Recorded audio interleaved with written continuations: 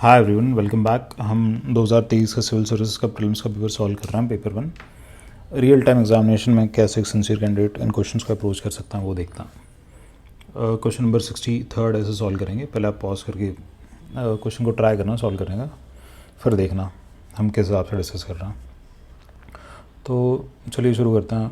Question के consider the following statements दे रखी है। अच्छा, स्टेटमेंट 1, स्टेटमेंट 2 और ऑप्शंस में क्या पूछा, which one of the above following is correct पूछा है, ठीक है।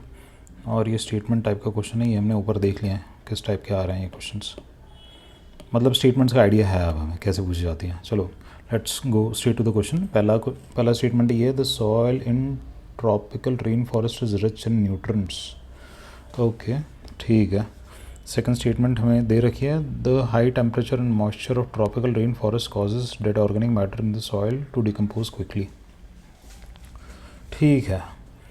अब ये ज्योग्राफी का थोड़ा सा मतलब ये तो बेसिक कॉन्सेप्ट का क्वेश्चन है, कॉन्सेप्चुअल क्वेश्चन है।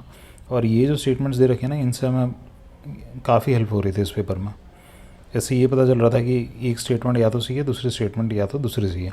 अगर पहली स्टेटमेंट सही है तो दूसरी उसकी सपोर्टिंग है या नहीं, ये ऑप्शंस के थ्रू पता चल रहा था। अब किसी को ज्योग्राफी की बेसिक नॉलेज होगी तो ये पता है कि जो ट्रॉपिकल रेन फॉरेस्ट होता है ना, वो हमेशा पुअर इन न्यूट्रिएंट्स होता है। ये पहली लाइन पढ़ता है वहाँ पे। तो इसमें कोई मतलब कोई इंजीनियरिंग वगैरह कुछ साइंस वाइंस अलग से कुछ नहीं लगानी है, पता होना चाहिए। तो soil and tropical rain forest poor in nutrients, तो ये आपका कट जाएगा। पहला अगर कट गया तो ये पहली स्टेटमेंट कट गई आपकी, दूसरा स्टेटमेंट भी कट गया, और तीसरा जो है सी, ये भी कट गया आपका। तो ये तीनों कट गए तो आपका एलिमिनेशन से सीधे ना इसका आंसर डी आ जाएगा।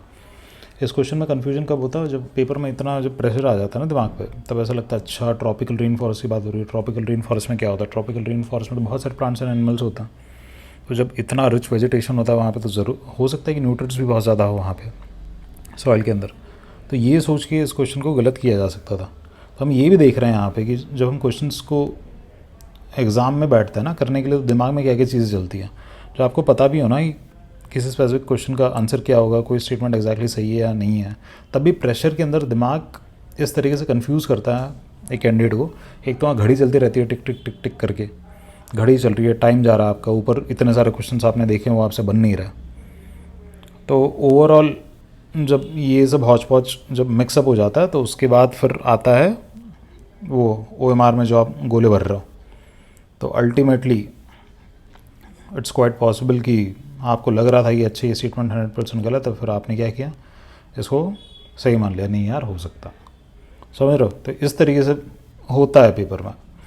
तो इस क्वेश्चन से क्या टेक अवे है, इस क्वेश्चन से टेक अवे ये है कि भाई एक तो ढंग से पढ़ा हुआ होना चाहिए, जो भी पढ़ रहे हो अच्छे से पढ़ो।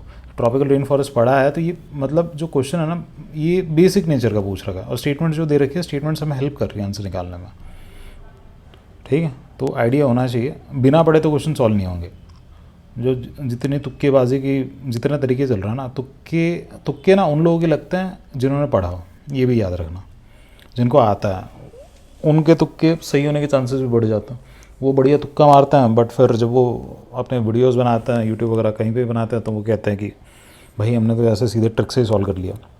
अरे बैकग्राउंड में बताओ कि आपने कितना पढ़ रखा है, वो ज़रूरी है, ठीक है। तो चलो, दिस क्वेश्चन वाज, जिसने पढ़ रखा उसके लिए आसान है, जिसने नहीं पढ़ रखा वो कंफ्यूज हो जाएगा, बट पेपर में किया जा सकता था।